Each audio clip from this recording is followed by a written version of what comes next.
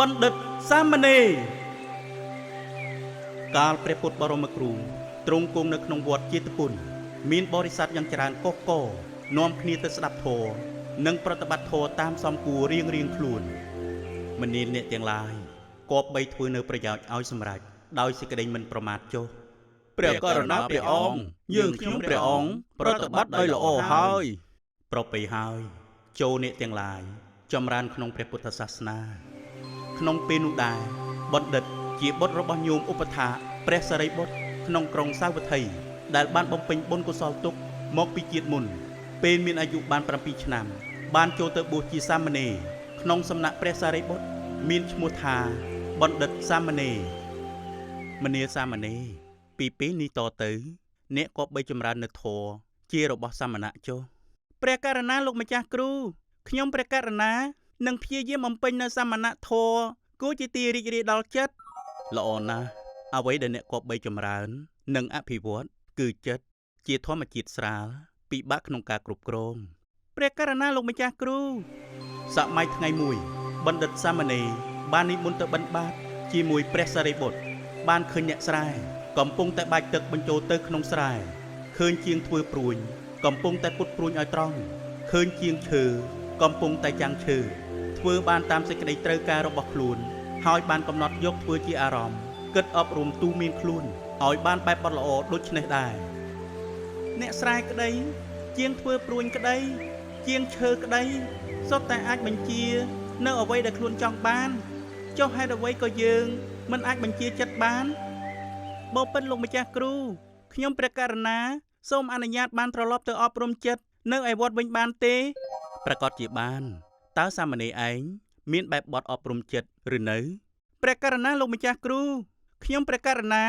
បានរៀនសូត្រតាមអ្នកស្រែជាងធ្វើព្រួញនិងជាងឈើហើយប្រសើរណាស់បើយ៉ាងនេះចូលអ្នកទៅចុះក្រោយថ្វាយបង្គំសុំលាព្រះសារីបុត្រសាមណេរក៏វិលត្រឡប់មកកាន់វត្តវិញ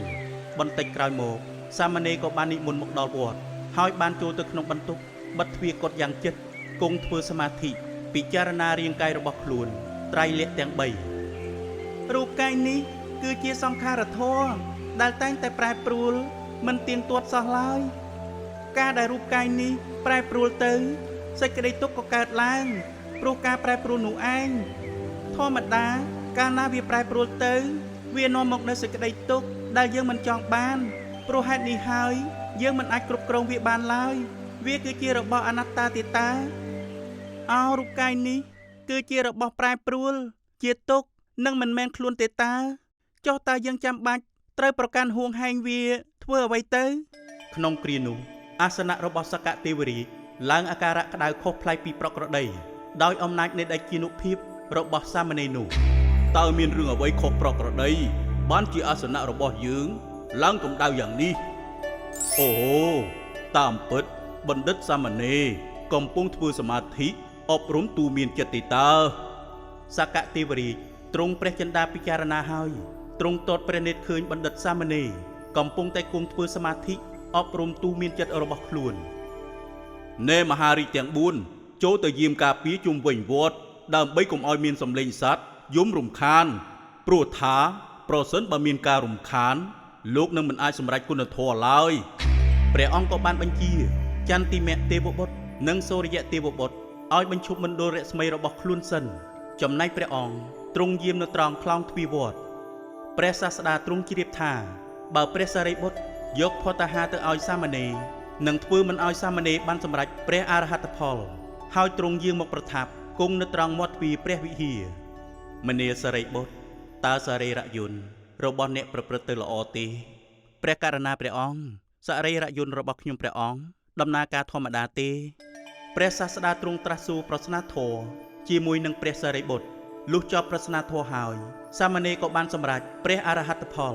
ព្រះសាស្តាទ្រង់ត្រាស់ឲ្យសារីបុត្រយកផតហាទៅប្រគេនដល់សាមណេរ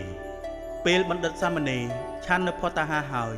សូរិយទេវបុត្រក៏បានបញ្ចេញនៅពន្លឺភ្លឺស្វាងរុងរឿងឡើងព្រះអាទិត្យក៏បានប្រកាសនៅក្នុងវេលាថ្ងៃរសៀល